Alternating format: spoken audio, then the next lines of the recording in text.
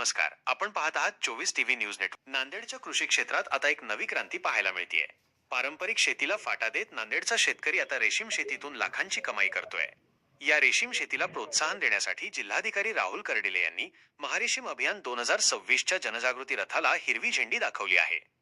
पाहुयात आमचा हा विशेष रिपोर्ट. नांदेड जिल्ह्याचे हवामान आता केवळ कपाशी किंवा सोयाबीनसाठीच नाही, तर पांढऱ्या सोन्यासाठी म्हणजेच रेशीम कोशांसाठीही तितकेच पोषक ठरत आहे.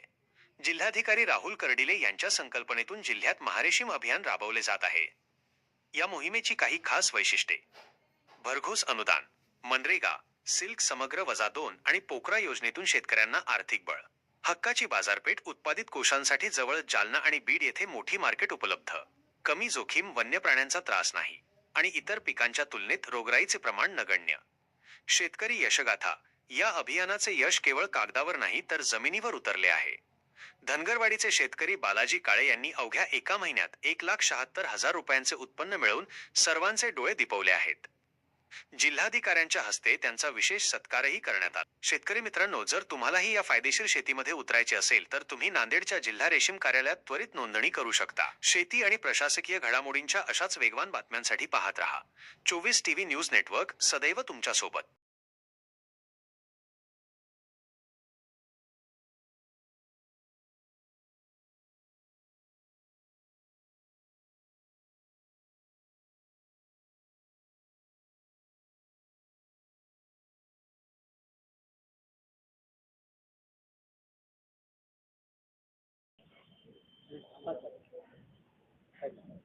आज आपण आपल्या जिल्ह्यामध्ये महारेशीम अभियान 2026 याची सुरुवात करतोय.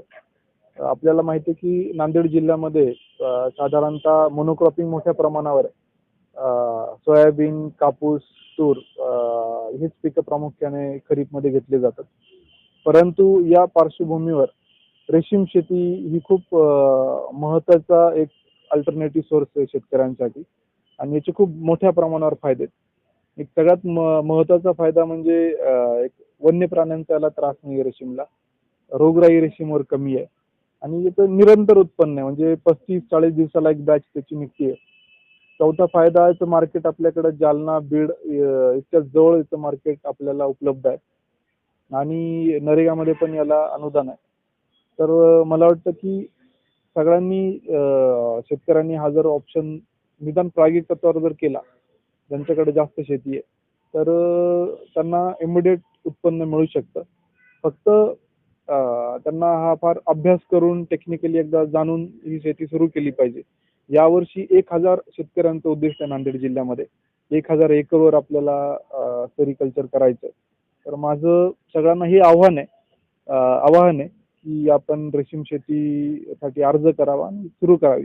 आता आपण या गाडीचं त्यांना फ्लॅग दाखवून आपल्या जिल्ह्यामध्ये त्याला पाठवतोय आणि जाणीवपूर्वक आपल्याकडं धनगरवाडीचे 3 शेतकरी पण आलेले आहेत. तर त्यांचं म्हणजे एका बॅचचं उत्पन्न जर बघितलं तर श्याम काकडे जे आहेत 525चा त्यांना रेट मिळाला आहे आणि जवळजवळ त्यांना 200 kgचं वजन एका बॅचचं आहे. 1 लाख त्यांचं उत्पन्न त्यांना मिळालेलं आहे. त्यानंतर एक बालाजी काळे आपले धनगरवाडीचे 735चा रेट त्यांना प्रति किलोचा मिळालेला आहे आणि त्यांचं कोशांचं सगळं वजन जे भरले एका बॅचचे 240, म्हणजे 1,76,000 रुपये त्यांना एका बॅचचे मिळाले. एक बॅच होती 35 ते 40 दिवसामध्ये.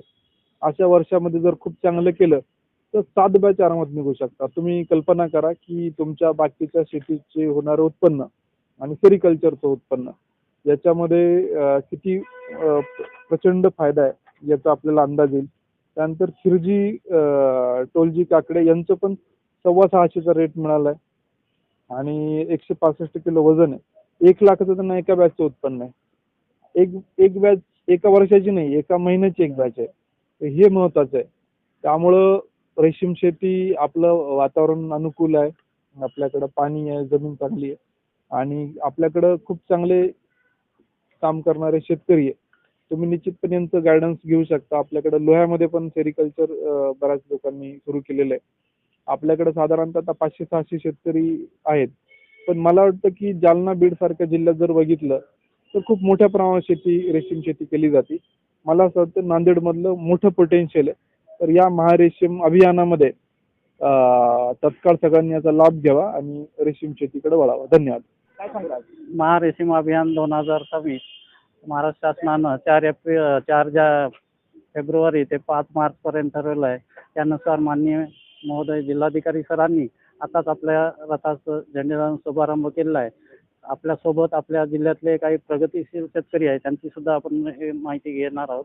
आणि हे रथ आपला गावोगावी जाऊन या 1 महिन्यामध्ये आपल्याला जो लक्ष्यांक पूर्तता करण्याचा उद्दिष्ट साध्य करण्याचं दिलेला 1,000 लाभार्थ्यांचं त्यापर्यंत आम्ही पोहोचणार आहोत आणि त्यांना रेशीम शेती, शाश्वत शेती, भरपूर उत्पन्न याबाबतची जास्तीत जास्त माहिती देणार आहोत. तर आता तुमचं जे रथ आहे आतापर्यंत किती गाव झालेले? नाही, आज आपण शुभारंभ आजच करत आहोत सरांच्या याच्या खाली. उद्यापासून आम्ही आता आमचा आराखडा तयार झालेला आहे. एकूण जवळपास कुठे जाणार? प्रत्येक तालुक्यामध्ये आम्ही 10 ते 12 अशा एकूण 45 गावाची निवड केलेली आहे.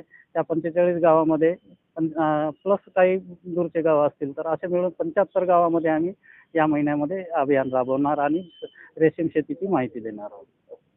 काय सांगता? आज महारेशीम अभियानाला महोदय सरांनी आज सुरुवात केलेली आहे, कर्डिले सरांनी. तर आजपासून रेशीम अभियान चालू होत आहे. तरी आम्ही आज धनगरवाडी येथील प्रगतशील शेतकरी सर्व या ठिकाणी आम्ही हजर झालो. तसेच आमच्या गावातील बालाजी गुणाजी काळे यांचे रेशीम शेतीमध्ये अतिशय चांगल्या प्रकारचे उत्पन्न आहे आणि त्या पद्धतीने 1,80,000 एका महिन्यामध्ये त्यांचं उत्पन्न झालेलं आहे. त्यामुळे सरांनी त्यांना आज बोलून घेतलं, या ठिकाणी सन्मान केला. त्यांच्या वतीने आम्ही सर्व गावकऱ्यांच्या वतीने त्यांचं आभार मानतो आणि नांदेड जिल्ह्यामध्ये अशा प्रकारे पूर्ण रेशीम शेतीची लागवड सर्व शेतकऱ्यांनी केली पाहिजे असे मी या ठिकाणी आवाहन करतो.